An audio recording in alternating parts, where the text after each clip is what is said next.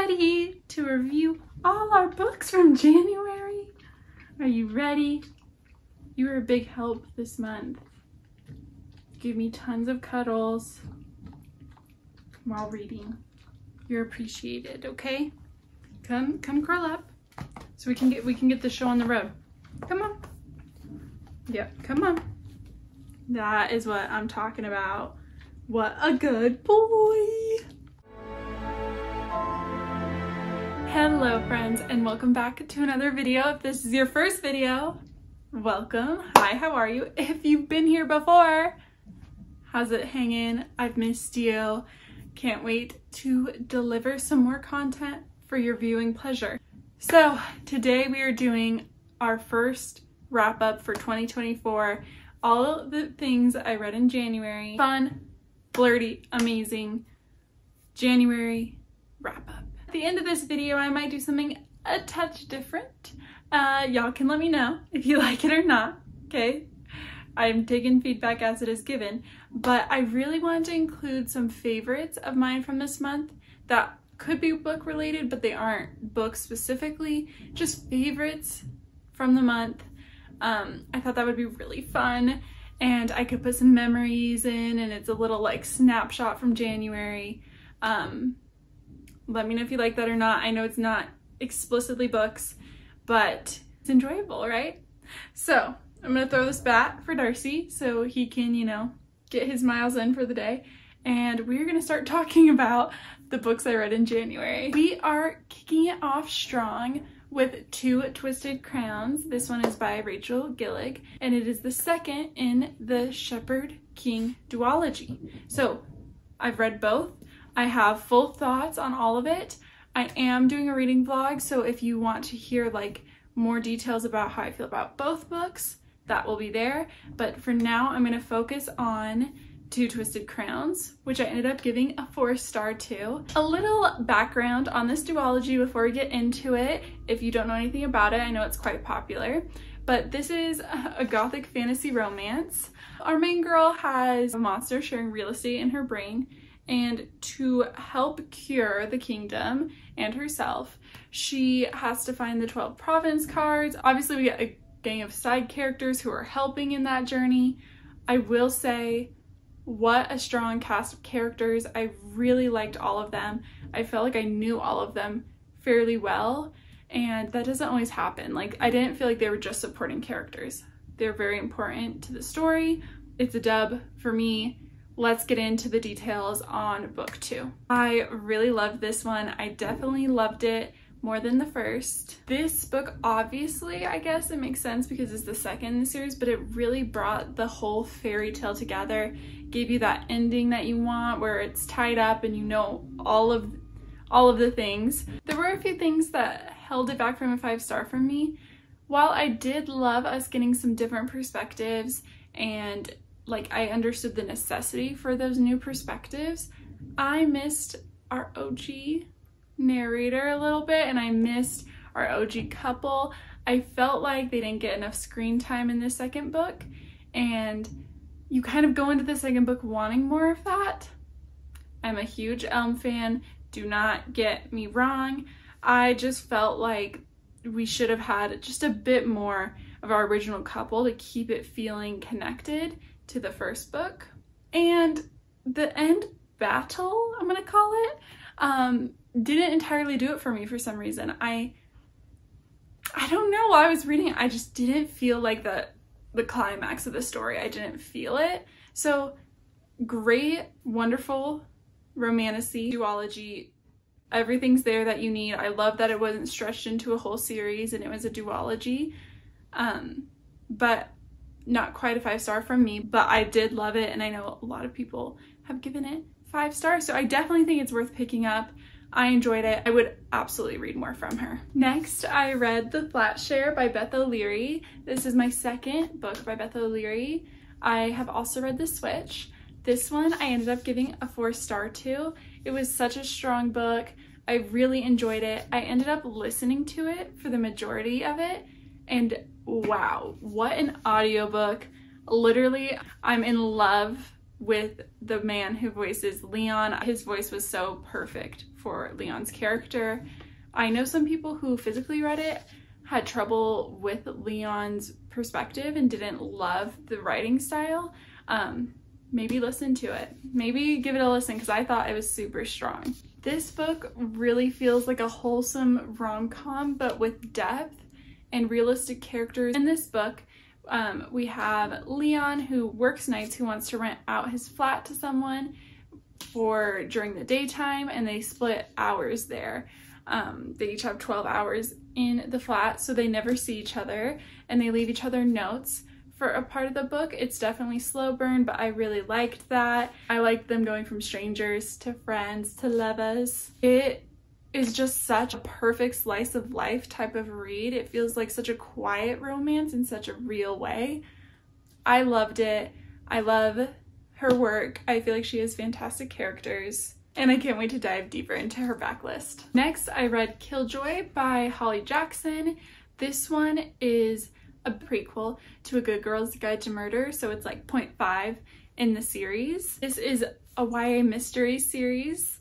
I'm sure you've heard of it, and I'm sure you've delved into that. If you haven't, totally recommend. So for me, this was a revisit to the characters. I didn't read this before the other three. In this novella, Pip's friend group is throwing a 1920s themed murder mystery, so clearly it is a perfect place for Pip to be. This book definitely shows the beginnings of Pip's interest in Andy Bell's case, and it was nice to revisit these characters. I don't think it added much to the story for me, but I think you could absolutely read this as a prequel, and it definitely gives you an insight on Pip's character and who she is, but it wasn't, you know, earth-shattering or super important. I ended up giving this a 3.25.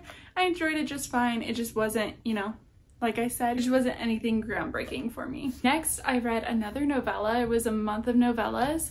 I'm going to be so honest with you. I got put in a huge slump from reading Two Twisted Crowns, and The Flat Share is kind of what pulled me out of it, but I finished that book on like the 20th. So everything else has been in like the last week, basically. But you know, we're on a high, we're reading a lot, so February is looking quite grand from here.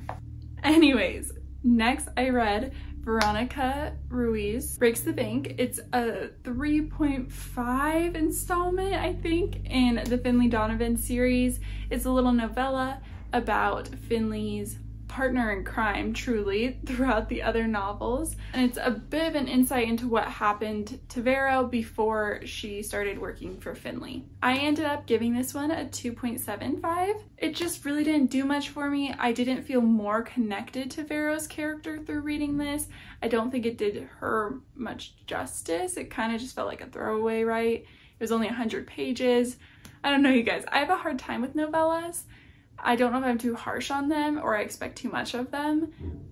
Let me know in the comments how you feel about novellas or a really great novella you read, because I'm kind of on a kick with these like short story situations. But I digress. I feel like I knew the whodunit in this little situation really quickly, pretty much immediately. And so yeah, it just was kind of lackluster. I don't feel like it added anything to this series. The next book I read was a graphic novel called The Tea Dragon Society. This one's by Kay O'Neill. Oh my goodness. This was so much fun. I did end up giving it a 3.75, but that does not change that I really enjoyed it. This story is about finding your place in the world. It's about friendship and unconditional love and dealing with having disabilities or being parts of different communities. The representation was amazing. I feel like it was fun to explore the idea of like honoring your culture and your traditions and wanting them to stay around, but also finding new places where you fit. So cute, so great. I think my main critique, because it was adorable, I was obsessed. My main critique was like, I wanted it to be longer, and at the end it had a handbook for like raising your own tea dragon, which was great, but I wish more of that was like in this story, like while she's learning about the tea dragons and learning how to care for them. I wish some more of that was put in that actual story. It was a little short, but I loved it. I'm going to read the other installments from the little series, and honestly, I can't lie. A little bit of a spoiler alert for what I'll be putting in my February TBR because I've already started it. I started Fourth Wing, and something about reading this dragon graphic novel and then getting into Fourth Wing, I'm like, I want to find my dragon. I deserve my own dragon. But I'm just a snippet in here, so you'll hear more on this next month. But anyways, I'm on a dragon kick. Let me know your dragon recommendations in the description. Something I thought I'd never say, but here we are. I need those stat. Thank you. Okay, and finally, the last book I read in January was Jester. This one is by Brielle D. Porter. Hopefully I'm saying that correctly. And let's all pause actually and look at this cover. Stunning, beautiful, amazing. I saw it on sale in the Kindle store, and that's how I stumbled upon it. It doesn't look like it has a ton of reviews, so this one is a YA fantasy that kind of gives a little bit of like urban fantasy and also little fairy tale vibes as well.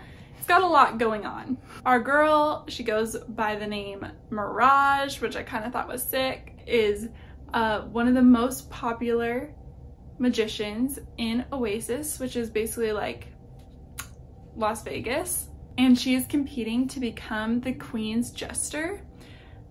Now, her main competition is a boy who she cannot stand, which we always love, named Luke, and he has an advantage over her because he has his own real magic, and she's just like an illusionist, really.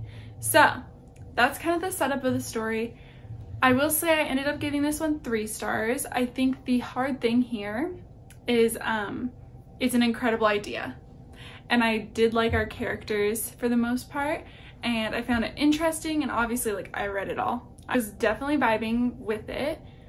It was a bit messy. I felt like our author was trying to do a bit too much with this story. There were a lot of interesting parts. It's just I was really into this magician area, and then there's also like a mob there that someone's the mobster of, and like all these side quests kind of ended up lessening the impact of this story for me.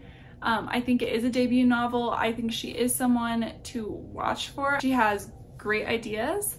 I just think this one ended up not coming together and being fleshed out enough. But I will say our main character, Luke, really kind of gave Jax from Once Upon a Broken Heart, Stephanie Garber. So if you're missing yourself a bit of Jax vibes, maybe pick it up. But I did think the idea was super original, super fun. I would definitely pick up something else by her. This one just didn't blow me away. Now for the little new element I'm throwing in, 5 favorites from January, starting with pretzel M&ms. If you haven't gotten your hands on these bad boys, maybe don't, because they are addictive, and I might be on my 3rd bag this month. Not the point, not the point. They are a great little treat. Best M&M in my opinion. You know, honestly, a fun comment. Let me know your favorite M&M. There is absolutely a debate to be had there. Pretzel M&Ms every single time. Next is kind of an embarrassing one to share, and it's the truth, but it's like, should I share this information? I've really gotten into Fortnite.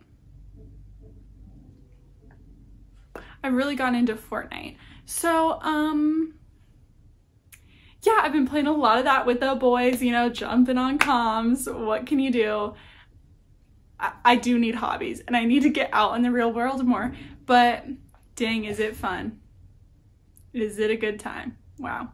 And my last 3 are all kind of connected to my birthday. The first was my birthday, and I had friends come visit, and I miss them so much, but we did so many fun things, and obviously they are just my favorite things from this month, and they are just my obsession. Starting with oat milk flat whites. I had the best one of my entire life when they came to visit. Holy moly. Thank the gods for that one. Truly thanking the gods for that one. Honestly, there's nothing really special about a flat white besides the fact it just has less milk than a latte, but I digress. Obsessed with them. We also went to see the Avalanche play, so hockey is on the list this month, as well as tea parties. If you guys don't know what to do for your birthday, just go have a tea party, honestly. And the boys were like a little reluctant. I won't say reluctant. They were game to go. I do not think they were excited to go. And then they got there and they were like, this is nice. They're like, this is sophisticated. And then we were all trying to think of like drama we had to share, which was minimal. So we had to start gossiping about books. We did decide that once we all lived together near each other, we were gonna make book club a tea party. Because it just makes you want to chat, you know? There's something about a tea party that just does it. Anyways, you guys, if you want to see more photos, etc. from my life, my Instagram is always linked, so that is where you'll see more photos like this. But thank you for being here, watching this video. I appreciate you all so much. I have so much fun filming these for you guys, and hopefully next month I'll have even more books to share. But you know how it goes. At the end of these videos, I gotta love you and leave you. So, cheers.